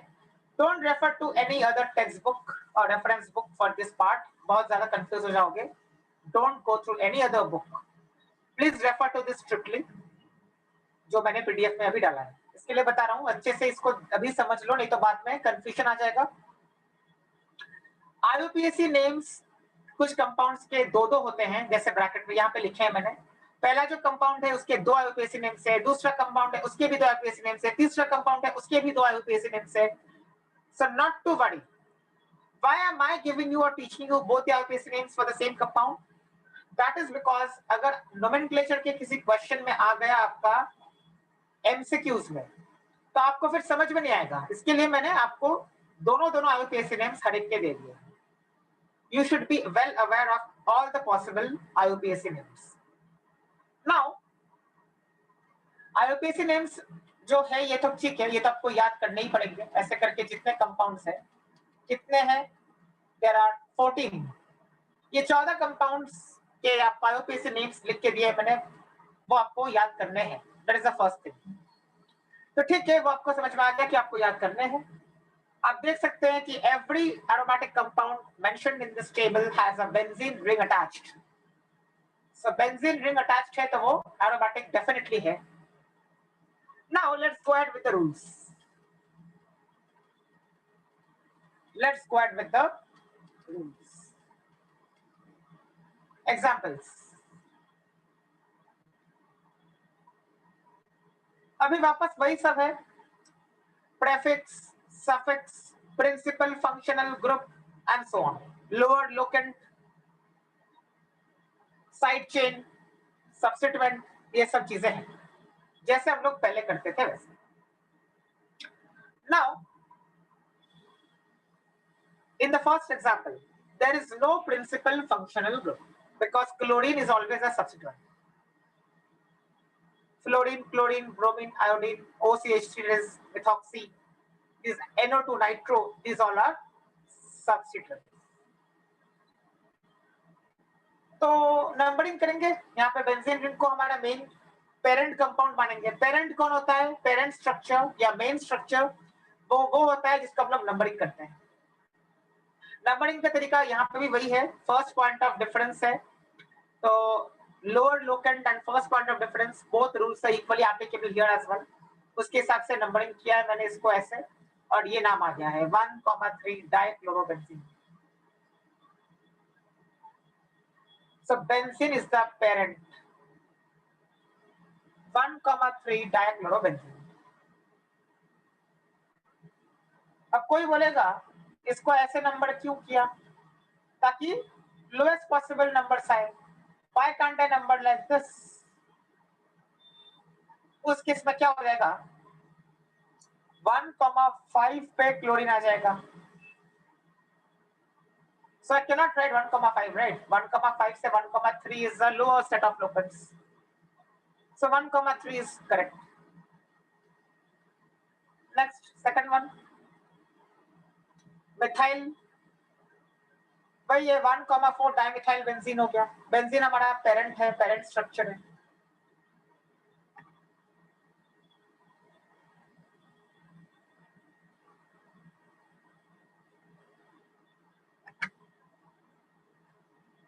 Any doubt?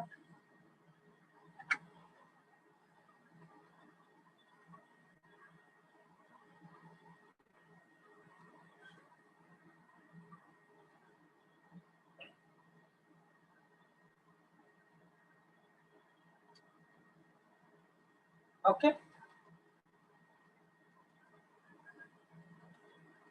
Next example. Third one. Now see, in the third example, you have a principal functional group, that is COH. Sir यहाँ पे benzene carboxylic acid लिखना चाहिए. नहीं, ऐसा कुछ जरूरी नहीं है. वही मैं बोल रहा हूँ कि आपको वो टेबल रेफर करना है. बेंजीन कार्बोक्सिलिक एसिड भी सही है. आई एम नॉट सेइंग कि वो गलत है, बट आप आदत डालो ये लिखने की जो मैंने लिखा है. So now see, COOH is the principal functional group. Right? COOH is the principal functional group. So I have to number 1 here, और कहीं पे 1 डालना allowed नहीं है. यहाँ पे मैंने 1 डाला है. क्यों? Because COOH is the principal functional group. And इसको 2 डाला है, इसको 3 डाला है, इसको 4 डाला है, and so on.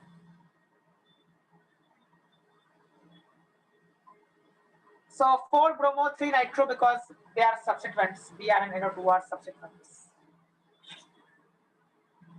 4 bromo, 3 nitro. And the suffix will be as per the principal functional group. The principal functional group is COOH, but that is attached to benzene ring. And so we will check the table which is present. Table में देखो ये क्या बोलते हैं इसको? इसको बोलते हैं benzoic acid.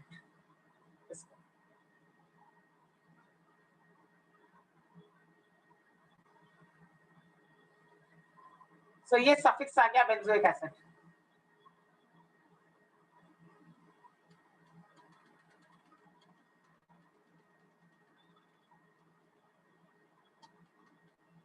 Fourth one. Principal functional group is OH. NH2 and OH में से ज्यादा प्रायोरिटी OH को मिलता है. यहाँ पे 1 डाला इसलिए, यहाँ पे 2, यहाँ पे 3. Right? Now 3 पे NH2 है तो the prefix for NH2 is amino. Prefix and suffix का टेबल आप हमेशा रेफर करते रहिएगा जब भी डाउट आएगा. वो तो बहुत पहले दे चुके हैं. So amino is the prefix for NH2. Why we are using prefix? Because that is not my principal functional group. Who is the principal functional group? OH. So for OH, I'll have to use suffix here, but then the OH is attached to the benzene ring. When OH is attached to the benzene ring, it is called phenol. यहाँ पे देखो, right? So phenol will be the parent, right? Phenol will be the parent or the main component. The other things will be the substituents. So NH2 is the substituent attached at the third position. तो इसके लिए इसका नाम हो गया 3-aminophenol.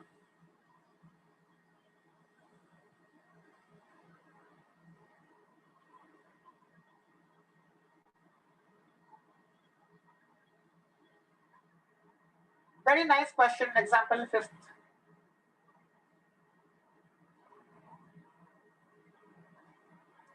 Fifth example.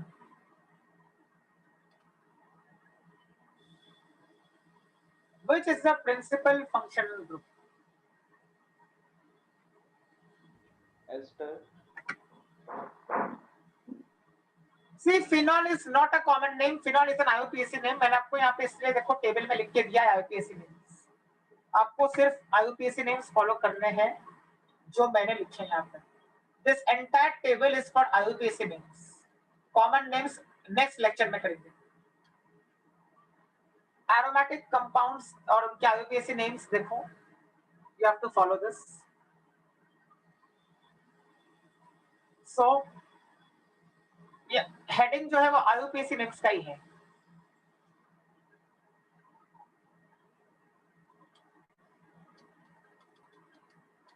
Okay.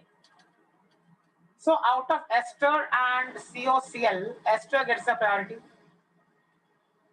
Out of ester and COCl, ester gets a priority. Look at the 13th one. ये भी ester है. इसका क्या नया IUPAC नेम क्या है? Methyl benzoate. ये मिथाइल किस लिए आया? इसकी वजह से आया.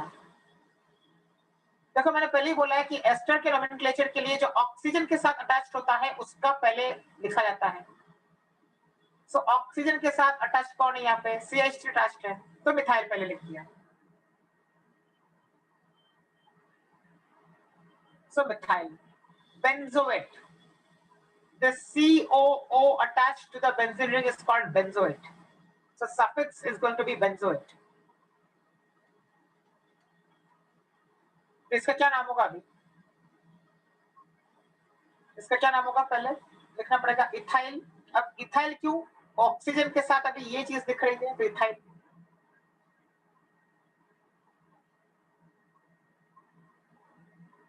नंबरिंग कैसे करेंगे?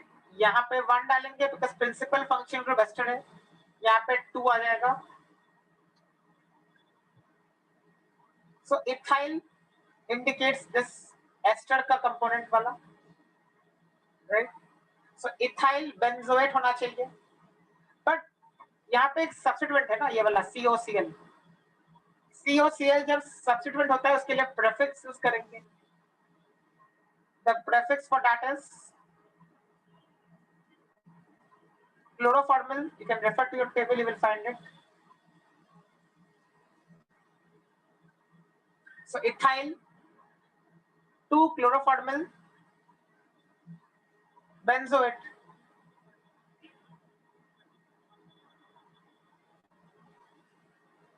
This will be the IUPAC name.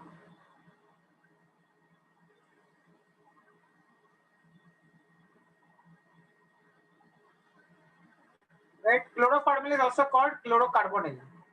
Both are correct. Chlorocarbonyl. तो कुछ लोग ये भी लिख सकते हैं.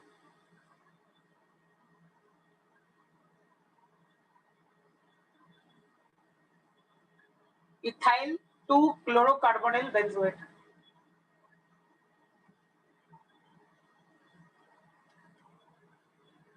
Sixth one. इसके 2 IUPAC नेम्स लिख सकता हूं मैं. कैसे? देखो, एक तो नंबरिंग करूंगा. पहली बात, यहाँ पे किसी को भी प्रायोरिटी नहीं मिल रही है क्योंकि Cl and CH3 always are substituents. So यहाँ पे 1, यहाँ पे 2 ऐसा करूंगा तो क्या नाम आएगा?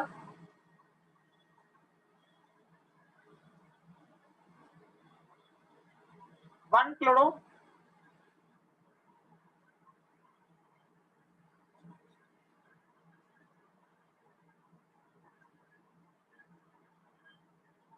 अगर ऐसा किया, that is one possibility.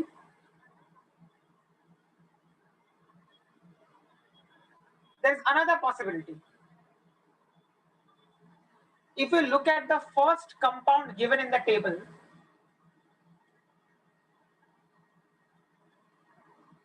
first compound, उसको बोलते हैं टोलुइन. एक CH3 अगर अटैच्ड है बेंजीन के साथ उसको बोलते हैं toluene.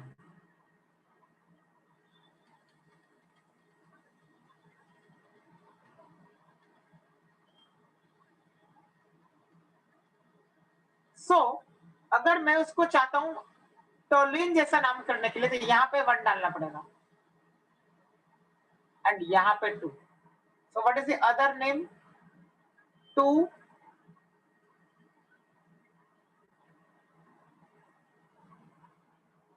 chloro,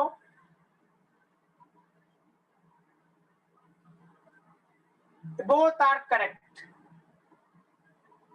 Both are correct. Very nice example again. Both are correct. IUPAC next.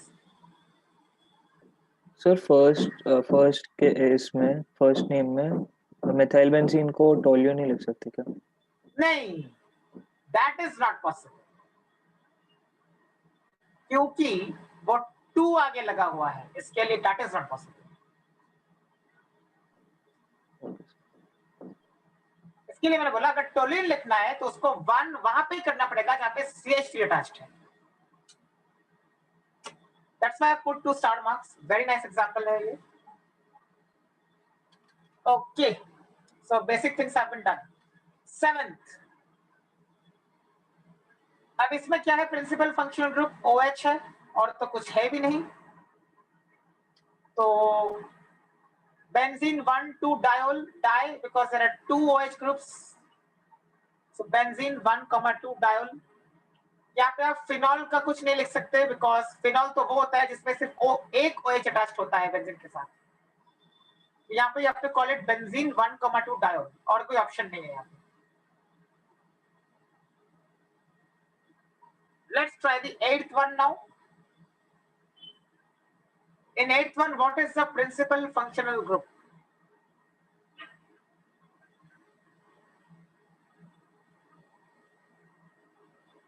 In the 8th one, what is the principal functional group? Acetamide. Acetamide, because one is CONH2, that is acetamide, and एक है आपका aldehyde.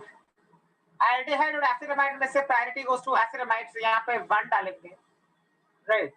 And we will number.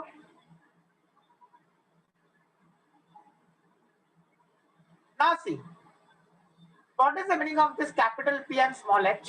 उसका मतलब ये होता है, यहाँ पे नोट देखो राइट हैंड साइड पे, कैपिटल P स्मॉल h का मतलब होता है उसके साथ बेंजीन का रिंग अटैच्ड है and it is also written as C6H5. Please remember this is not C6H6. C6H6 कब होगा? जब अकेला बेंजीन लिखूंगा. This is C6H6. This is called C6H6. लेकिन अगर वो किसी के साथ अटैच्ड है तो that is C6H5.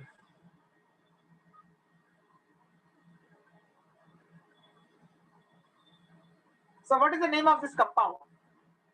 The principal functional group is not attached to the benzene ring. That is the point to be noted here. मतलब ऐसा हुआ ना, ये ऐसा हो गया. मतलब 8th क्वेश्चन, जो आपका बेंजीन का रिंग है उसके साथ कोई प्रिंसिपल फंक्शनल ग्रुप अटैच नहीं है, तो इसके लिए वो मेन चेन नहीं है, वो हमारा पेरेंट स्ट्रक्चर नहीं है. पेरेंट स्ट्रक्चर वो होगा अभी जहाँ पे वो एसिडामाइड अटैच्ड है, because acid amide is the principal functional group.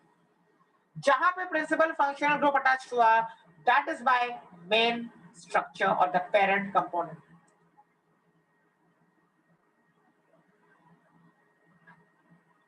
तब इसका नाम क्या होगा?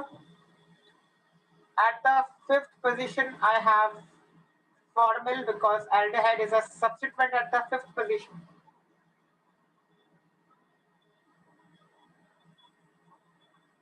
At the 3rd position, I have benzene as a substituent. Benzene as a substituent is called phenyl. यहाँ पे लिखा है,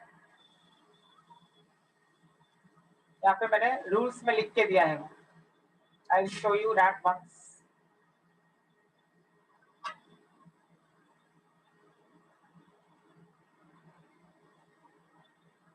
Look at this, phenyl.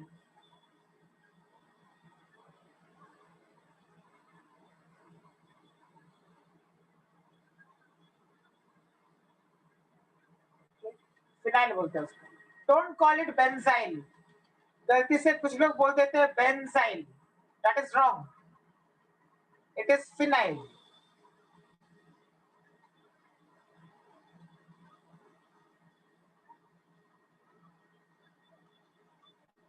हाँ, 5 formyl, 3 phenyl,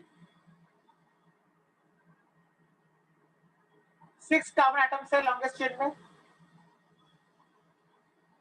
Suffix for acid amide is amide. So this will be the correct name.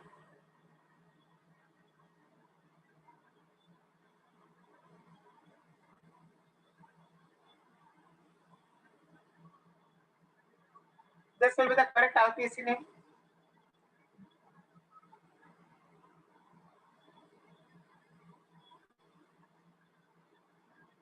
तो इसको ऐसे लिखो तो भी doesn't matter.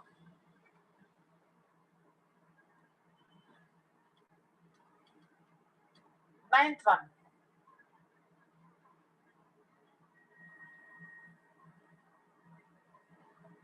क्या होगा अब इसका प्रिंसिपल फंक्शन ग्रुप कौन सा है?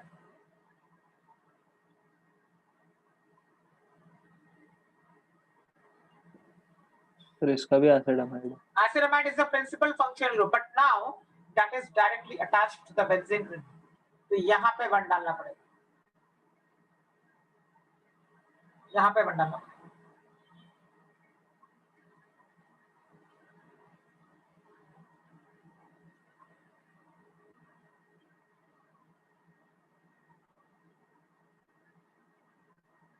ऐसा हो जाएगा.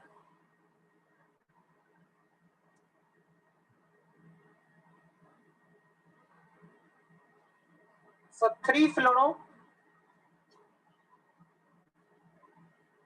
F is fluoro, substituent है fluoro.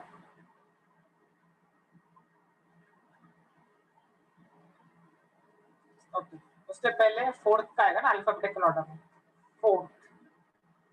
What is this thing now? Fourth पे जो है ये जो चीज लिखी है, can I say this is this? ऐसा है फोर्थ का. This thing is called ethynine, also called vinyl.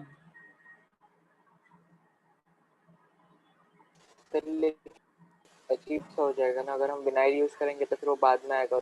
Doesn't matter, कोई भी आप यूज कर सकते हो, उसके हिसाब से अल्फाबेटिकल ऑर्डर बदल जाएगा.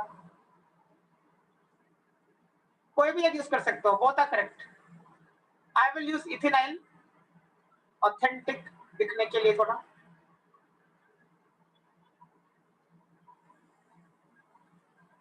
So 4 ethinyl, 3 fluoro,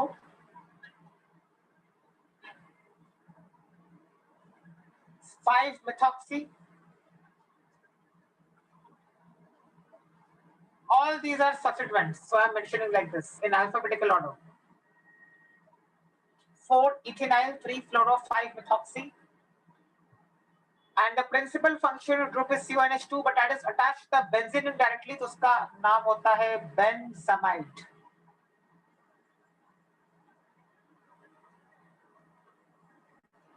This will be the complete IUPAC name.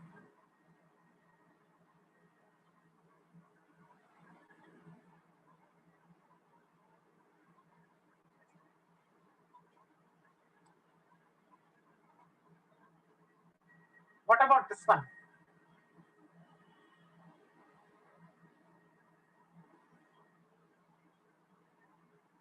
Can I say ketone is the principal functional group here? Because out of ketone and NH2, ketone gets the priority.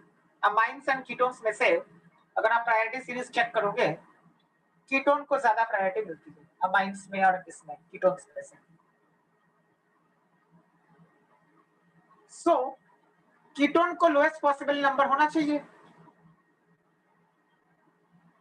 तो यहां से अगर करूंगा तो third position पे ketone आ रहा है.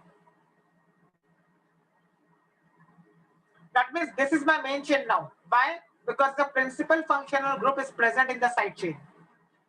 Principal functional group जहां पे प्रेजेंट होता है वो हमारा मेन कंपोनेंट हो जाता है या पेरेंट हो जाता है. तो ये हमारा पेरेंट है अभी 1 2 3 4 जिसको किया है मैंने.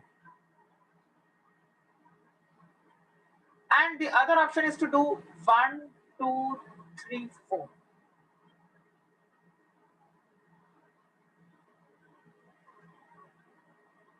जहां पे कीटोन को लोअर नंबर मिलेगा उसको हम लोग प्रेफर करेंगे, because that is my principal functional group. So 1, 2, 3, 4.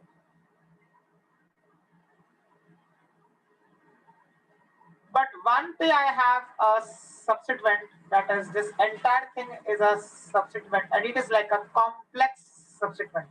Why complex? Because उसके साथ भी यहाँ पे branching कुछ attached है. So one complex substituent के लिए brackets. Now I have to start numbering this also. अब numbering of a complex substituent कैसे सिखाया मैंने आपको? हमेशा numbering of a complex substituent चालू वहां से होता है जहां से वो main chain के साथ attached हो. It is attached to this. तो यहाँ पे I have to put 1, 2, 3, 4.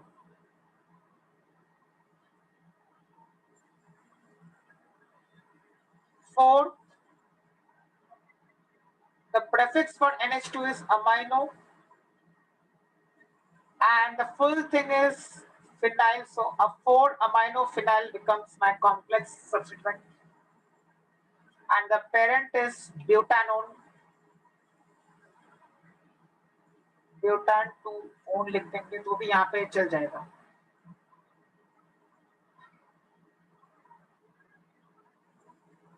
This is the full name of the compound.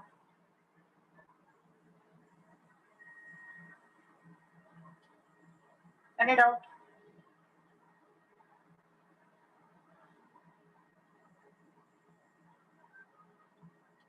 Okay. What about this one? Again, principal functional group out of OCH3 NH2 is NH2. इसको तो methoxy बोलते हैं, वैसे भी OCH3 को कोई प्रायोरिटी नहीं मिलती है, तो यहाँ पे 1, यहाँ पे 2. So 2 methoxy. एंड टेबल में से अगर आप चेक करोगे तो जब बेंजीन के साथ NH2 अटैच होता है तो उसको बोलते हैं aniline. So this is the IUPAC name, 2-methoxyaniline.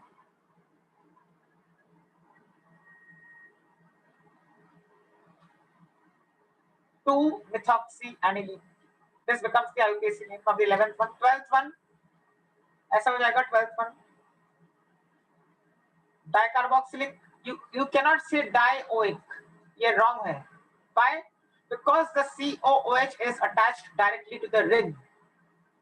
Since COOH is attached directly to the ring, you cannot call it oic. You have to call it carboxylic.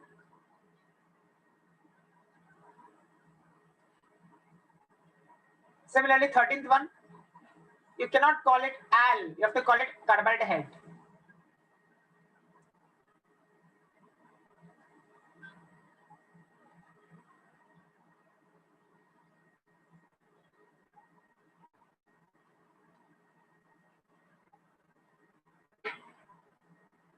Okay.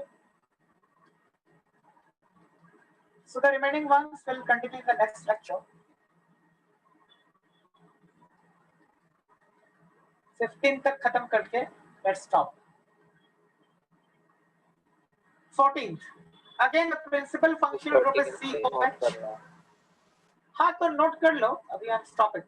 I'm just showing you the numbering now. इसका क्या होगा? 4. अब ये CHO नहीं है, ये CHS है. देखो अगर CHO होता तो CHO का प्रेफिक्स क्या होता है? फॉर्मल. बट ये CHO नहीं है, ये CHS है. तो CHS का क्या प्रेफिक्स होगा? O के बदले में यानी S आ गया, तो उसको क्या बोलते हैं? उसको बोलते हैं थायोफॉर्मल. थायो मतलब सल्फर होता है, सो थायोफॉर्मल. CHO is formal and CHS is thioformal.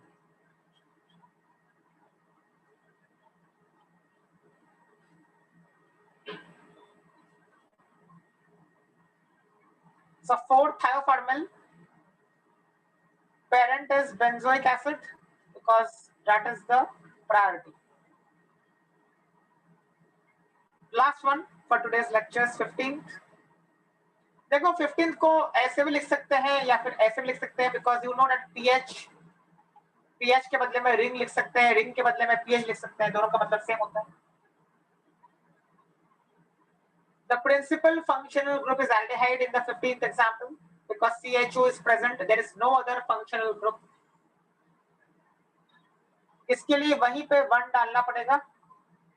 अब बेंजीन रिंग हमारे लिए सब्स्टिट्यूएंट बन जाएगा क्योंकि बेंजीन के साथ एल्डिहाइड अटैच नहीं है. अगर बेंजीन के साथ एल्डिहाइड अटैच होता तो हमारे लिए फिर बेंजाल्डिहाइड यानी पेरेंट चेन बन जाता, बेंजीन वाला कंपोनेंट. बट अभी ऐसा नहीं है क्योंकि अभी CHO is not directly attached to the benzene ring, and that is why my side chain becomes my parent chain and benzene ring becomes the substituent. So 1, 2, 3 side chain is of 3 carbon atoms. So prop to enal. Why prop to enal? Because second position पे double bond है. So prop to enal. Al is the suffix for aldehyde. And third position पे आपका लगा हुआ है benzene ring. So उसको phenyl बोलेंगे क्योंकि वो हमारे लिए सब्स्टिट्यूएंट का काम कर रहा है. So 3 phenyl prop to enal.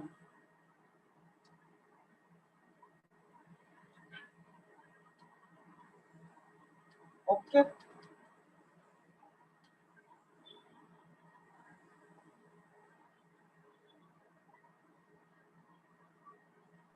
Sir एक बार 13th एग्जांपल में जा सकते हैं, डाउट है.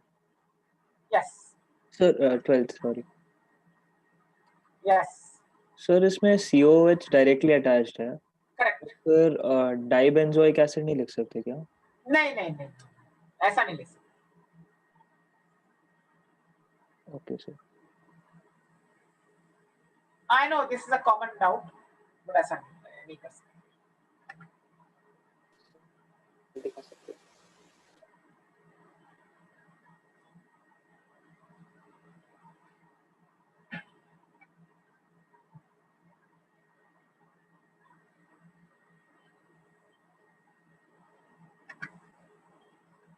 So what you can do is, जितने questions remaining है 16th, 17th, 18th, 19th, 20th, 20th तक आप क्या करो, आप खुद करने की कोशिश करो घर पे. And sir we will 13 discuss. दिखा सकते. हाँ 13 तो हो गया ना. हाँ सर वही मैं देखा था. So जितने remaining questions है आप खुद करने की कोशिश करो. And then we'll discuss in the next lecture. That will be the last lecture for this chapter. और थोड़ा सा जो बाकी है कॉमन नेम्स जो बाकी है वो कॉमन नेम्स हम लोग नेक्स्ट लेक्चर में करेंगे. And then it will be over. So the next lecture, that is, we have the next lecture on Sunday. On Sunday at 11 o'clock in the morning. So that will be the last lecture of nomenclature. Please don't miss it. Please attend that.